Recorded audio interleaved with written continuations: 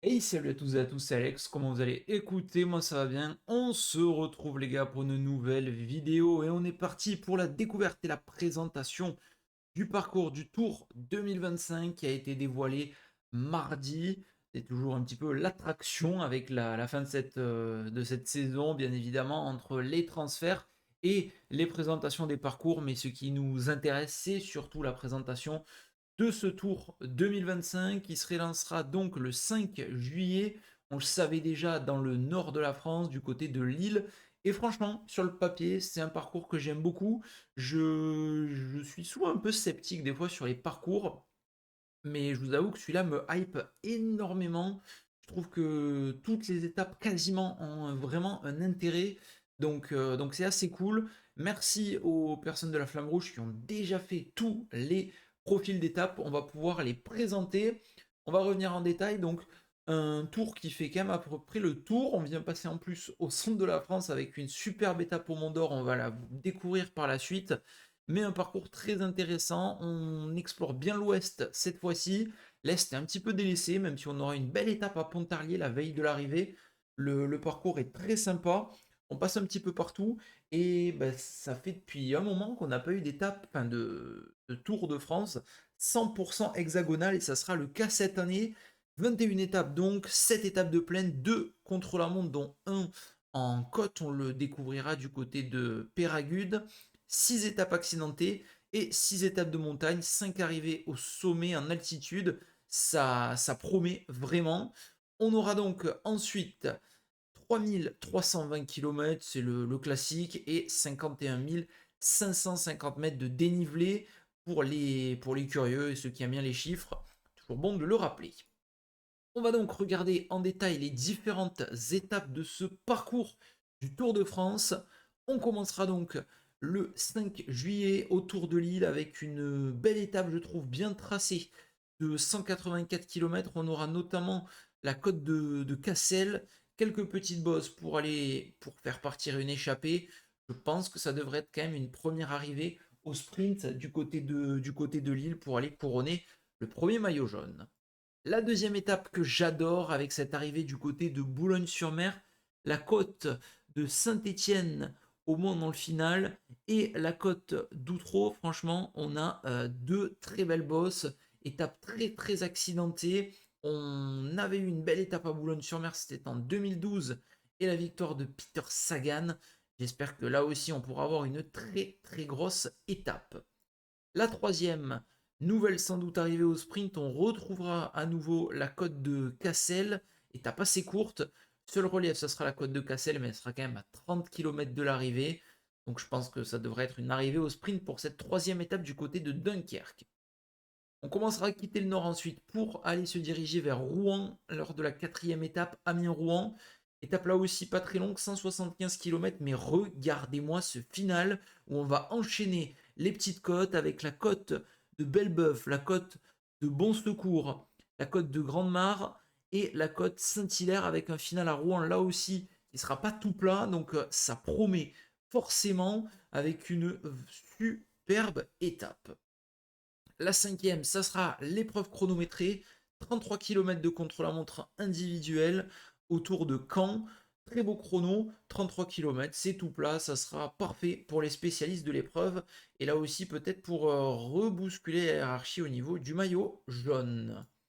La sixième étape, je l'adore. Cette étape, c'est vraiment ce genre d'étape, moi, que je kiffe. Et c'est des étapes où on peut en avoir de partout. Ça peut être très explosif aussi. Entre Bayeux et Viré-Normandie, regardez-moi cette étape de fou. Plusieurs bosses, un petit peu répartis partout sur le parcours. Étape de plus de 200 km, ça va être à bloc complet. Et l'arrivée finale avec 700 mètres à 9,3%. Franchement, j'aime beaucoup ce parcours. La septième étape, encore une fois, très très grosse étape avec l'arrivée à Mur de Bretagne et la double ascension. C'est les deux dernières fois, on a eu des doubles ascensions avec les victoires de Dan Martin. C'était en 2018 et 2021. La victoire de Mathieu Van Der Poel. Ça en rappelle, on a souvent de belles étapes à Mur de Bretagne. Même si c'est pas mon ascension favorite, c'est toujours sympa de l'avoir, je trouve, sur le parcours. La huitième étape, Retour pour nos amis les sprinters à Laval. C'est le genre d'étape hein, auquel on a l'habitude. La neuvième, Châteauroux. On le sait, Christian Prudhomme l'a rappelé, c'est une étape qui peut être ouverte éventuellement pour des bordures dans le final, si le vent s'y prête. Et bah, ce sera un petit peu le fief de Mark Cavendish qui a remporté plusieurs victoires d'étape sur le Tour à Châteauroux. La 10e étape, une de mes préférées, très clairement du parcours. Étape dans le Massif central, c'est souvent des étapes très explosives. 4300 mètres de dénivelé positif. Et regardez-moi ça, il n'y a pas un mètre de plat sur ces 164 km entre Anneza et le Mont d'Or, avec vraiment, vraiment de très, très belles difficultés. Étape qui me fait un peu penser à celle du Lioran, d'ailleurs, comme on a eu cette année. Et c'était une très belle étape. Là, franchement, ça va être complètement à bloc. On aura ensuite une arrivée du côté de Toulouse et une étape en circuit. C'est assez rare hein, autour de Toulouse. C'est là aussi une étape qui peut être accidentée dans le final avec la côte de Vieille Toulouse et la montée du Pêche David. Montée du Pêche David, on est quand même sur 900 mètres à 9%. On sera à une dizaine de kilomètres de l'arrivée, donc même à 8 kilomètres de l'arrivée au sommet. Ça peut vraiment promettre un final explosif du côté de la Ville Rose. La 12e étape, première étape pyrénéenne, première étape de montagne, arrivée au sommet, entre Auch et Otakam. J'aime beaucoup, j'aime beaucoup, avec le col du Soulor, le col des Bordères. Ce sera malheureusement pas très long par ce versant, le col des Bordères, et on ira ensuite choisir l'ascension d'Otakam. Donc assez intéressante là aussi cette ascension, même si c'est une ascension qu'on a eue déjà il y a 2 ans, enfin il y a 3 ans du coup, et ça aurait pu être vraiment intéressant d'aller peut-être chercher une arrivée à un autre endroit. J'aurais beaucoup apprécié une arrivée au sommet de l'Aubisque par exemple. Ça aurait pu être vraiment très intéressant. La dernière arrivée au sommet de l'Aubisque, c'était par le versant Gourette. C'était en 2007, il me semble. Fameuse victoire de Rasmussen. On aura la 13e étape, un peu étonnante pour un parcours du Tour, hein, parce que ça fait très longtemps qu'on n'a pas eu ce genre d'étape. Même si on a eu certes le contre-la-montre de la planche des belles filles, c'était pas sur l'ascension brute, on avait des kilomètres avant. Là, on est sur l'ascension brute de Péragude, avec la fameuse arrivée du côté de l'Altiport. Franchement, très beau parcours qui peut permettre de faire de beaux écarts, hein. On en avait eu quelques-uns il y a quelques années sur le Giro, ça a un peu disparu. On en a souvent sur le Tour de Suisse ou le Tour de Romandie. Et c'est un exercice vraiment très intéressant, ce contre-la-montre. Donc à suivre, surtout qu'il sera intercalé entre deux grosses étapes de montagne, puisque l'étape 14, c'est une des étapes reines avec plus de 5000 mètres de dénivelé. On aura un départ de Pau, le classique, et l'arrivée Luchon Super Bannière. Très longtemps qu'on n'a pas eu d'arrivée à Luchon Super Bannière. Il me semble que la dernière, c'était en 89. Le tour remporté par Greg LeMond pour 8 secondes devant Laurent Fignon. Donc ça sera une étape là aussi pyrénéenne comme on les adore. Tourmalet, Aspin, Péresourde et l'arrivée à Luchon Super Bannière. 12 km 400 à 7,4%. On aura ensuite une arrivée à Carcassonne. Et là aussi, très très belle étape pour les baroudeurs entre Muret et Carcassonne, puisqu'on aura la côte de la Croix de Mont-Blanc, de Montalaric, pardon, avec 11 km à 4,3%. Et ensuite, dans le final, pas du sang, col de Fontbruno. C'est des routes que j'ai empruntées il n'y a pas très longtemps sur la cyclo-sportive, la Jalabert, notamment le pas du sang. Donc très intéressant ce final. Et c'est parfait vraiment pour des baroudeurs avec cette arrivée à Carcassonne.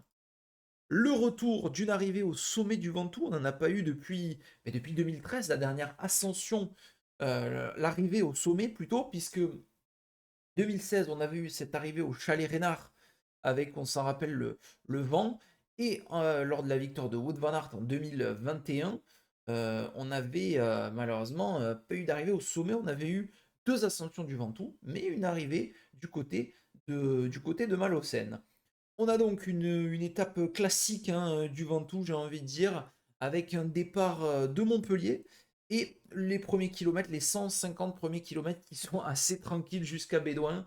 Et c'est ensuite au niveau de Bédouin que la route va se cabrer. Donc une étape vraiment que j'aime beaucoup. Et forcément, quand c'est le Ventoux, c'est encore plus impressionnant. Et là, on va enchaîner avec une nouvelle étape qui peut servir aux baroudeurs entre Bolène et Valence. Ça sera assez fatigué, on rentrera dans la dernière semaine. Ça peut être qui tout double sur cette étape de Valence qu'il faudra bien sûr surveiller. Et là, on rentre dans le final avec l'arrivée au col de la Loze, départ de Vif et arrivée au col de la Loze. On va frôler les 6 000 mètres de dénivelé positif. C'est tout simplement énorme. Le col du Glandon pour commencer, 22 km d'ascension avec des ruptures de pente, c'est terrible. L'ascension de la Madeleine ensuite, quasiment 19 km à 8%, là ça va être terrible. Et le col de la Loze, par un versant, c'est pas le versant qui avait été emprunté euh, les dernières fois. Donc là aussi, on va avoir un peu de l'inédit, j'ai bien l'impression, avec cette arrivée au col de la Loze, 26 km à 6,5%. On va avoir vraiment de sacrées étapes. Et le lendemain, on aura l'étape entre Albertville et La Plagne, quasiment 4800 mètres de dénivelé, la côte de Héry-sur-Ugine, le col des Saisies, le col du Pré, le Cormet de Roseland et le final à La Plagne. Là aussi, vraiment de très grosses ascensions. Pour les cyclos, ça sera l'étape du Tour. La cyclo, donc l'étape du Tour, qui sera le 20 juillet, donc quelques jours avant, ça sera une semaine avant, un peu moins d'une semaine avant d'ailleurs. Donc voilà, je me suis inscrit. J'ai pu me faire la préinscription, inscription validée. Donc je serai présent sur cette étape du tour. Ça sera une belle expérience pour 2025. Et les inscriptions hein, grand public, si vous n'avez pas pu le faire en préinscription, ça sera à partir du 6 novembre. La 20e étape avant-dernière, on aura quitté les Alpes, mais bon, entre Nantua et Pontarlier, c'est un véritable chantier. Veille d'arriver à Paris, ça peut être très très bon pour les baroudeurs. J'aime beaucoup ce genre d'étape en 20e étape. On s'en rappelle en 2020-2021, on avait eu un peu des parcours dans ce style et c'était assez explosif. 2020, c'était la 19e plutôt qui était le vendredi avant le. D'ailleurs, en 2021, c'était pareil. 2020-2021, c'était plutôt la 19e qui était un peu dans cette veine-là et c'était très intéressant. Et on retrouvera les Champs-Élysées avec une arrivée classique pour les sprinteurs sur la plus belle avenue du monde. On va passer aux femmes désormais, puisque c'est de coutume. Hein, on a désormais le Tour de France Femmes, qui est une course vraiment que j'adore. Cette année, je me suis régalé encore une fois de regarder cette course. Et c'est vrai que étant adepte de sport, je regarde pas mal de sport en général, et je regarde aussi forcément le sport féminin. Je dois avouer qu'il y a quelques sports où je trouve qu'il y a moins d'intérêt sur les... et en tout cas moins de spectacles plutôt. Mais je dois avouer que chez les femmes, le cyclisme est vraiment très très intéressant. Si vous ne regardez pas, je vous invite vraiment à le faire parce que on a souvent d'excellentes étapes et c'est vraiment un pur régal. On l'a eu cette année avec un scénario complètement dingue et la victoire donc de Katia Niewiadoma. On va regarder ce parcours. Là aussi, j'aime beaucoup ce parcours. 9 étapes entre le 26 juillet et le 3 août. Pas de contre-la-montre. 1165 km, 17 240 mètres de dénivelé. C'est très très correct. Et on va donc découvrir tout ça. Première étape entre Vannes et Plumelec, la côte de Cadoudal. Ça sera un circuit d'ailleurs autour de la côte de Cadoudal à faire 3 fois. 76 km, c'est très court, mais c'est ce genre d'étape où ça peut être complètement dingo. Donc hâte vraiment d'être sur ce parcours et de voir un petit peu comment ça part dans tous les sens. La deuxième étape entre Brest et Quimper, le même final que 2018, la victoire de Peter Sagan à Quimper. Donc là aussi, hein, deux étapes pour commencer qui sont très très violentes.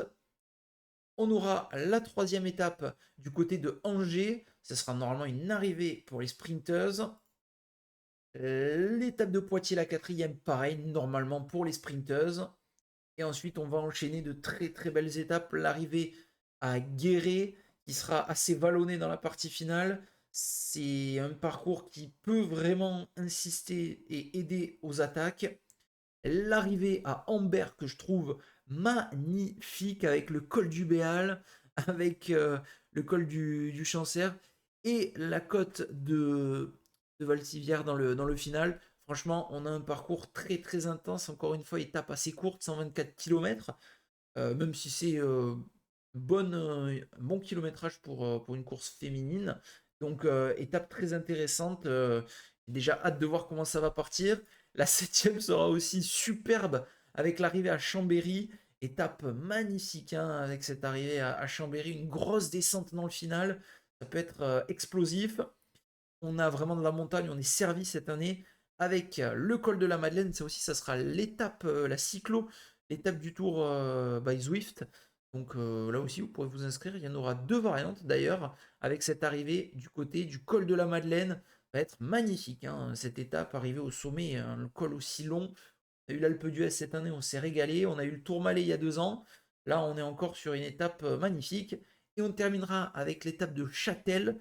Et très honnêtement, elle peut faire des dégâts énormes cette étape, puisqu'on aura le col de Jouplane qui sera quasiment en milieu d'étape et un final très piégeux où vraiment si ça attaque dans Jouplane, après on peut creuser des écarts énormes avec ce final. Donc vraiment un parcours très intéressant. Au niveau hommes et femmes, je suis déjà hypé énormément. J'espère que vous aussi ce parcours vous plaît. Euh, Comme je le dis tous les ans dans toutes mes vidéos de présentation, ce n'est pas le parcours dans tous les cas qui fait la qualité de la course, mais c'est comment les coureurs l'exploitent. On peut avoir un parcours exceptionnel et une course totalement soporifique, où on peut avoir l'inverse également, des étapes qui n'ont pas l'air sur le papier, mais qui sont passionnantes. Donc bah, on espère se régaler. Ça sera à partir du 5 juillet 2025 avec un très beau parcours. N'hésitez pas à donner vos analyses et également ce que vous en pensez. Et moi je vous dis à très bientôt. Portez-vous bien. Ciao tout le monde.